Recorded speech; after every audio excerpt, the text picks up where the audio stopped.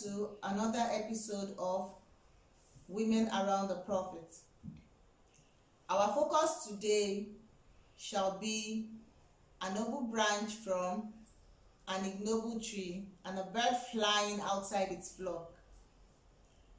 This woman I want to talk about was a fragrance exuding rose surrounded by poisonous thorns. She is no other person than OLUSANYA bint Uqba. Her father, Uqba bin Abi al-Mu'ayt, was among the gang of sinful and evil men who waged war against Allah's Messenger, peace be upon him, and against his call. He was in the group of Abu Jahl, Abu Lahab, and Ubay bin Khalaf, who were the leaders of disbelief, obstinacy, arrogance, aggression, and injustice. Was the Al-Mumtahana, the woman who was examined, after whom the surah was named. It was a case that prompted the revelation of those clear verses. Her migration from Mecca to Medina and her being in the company of Allah's Messenger, peace be upon him, were a blessing in the sense that verses upon which laws that determine how the relationship between spouses who follow different religions should be are based. The verses also contain rules regarding women's pledge of allegiance to the Prophet, among many other rules. Let us start with from the beginning. She was among the earliest Muslims in Mecca. She was in fact one of the very first Muslims. She was then unmarried. This pointed to personal freedom and a pride in that. She was not among the weak and persecuted Muslims, for none among her relatives dared coerce her or inconvenience her. She was in contact with those who believed and stayed in Mecca for different purposes.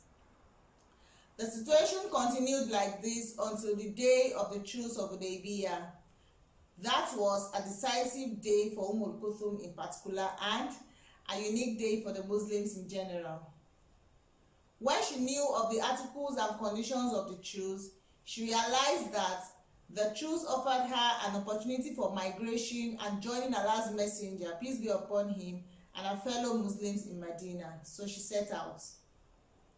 Kulthum belonged to the Banu Umayyah tribe, one of the leading tribes of Quraysh.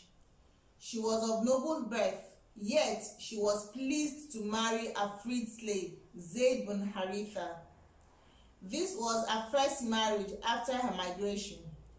She then married Zubayr bin Awam, for whom she had a daughter named Zainab after the martyrdom of Zayd in the Battle of Mu'tah.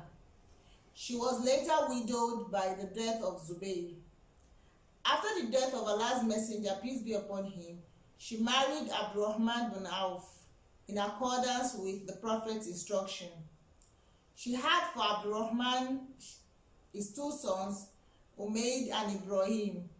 When Abdurrahman also died, Amr bin al-As married her, but she died only a month after this marriage with Amr bin al-As.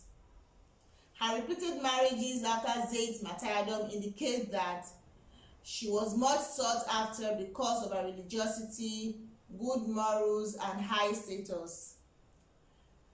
The examined woman, Kulthum, opened with these incidents a number of chapters for Islamic legal rules and principles of law by which social relationships could be arranged and put in order in the best and perfect form. This is a manifestation of Allah's favor upon her and upon all Muslims, without being unjust to or being biased against anyone. May Allah be pleased with Kulthum bint Uqba.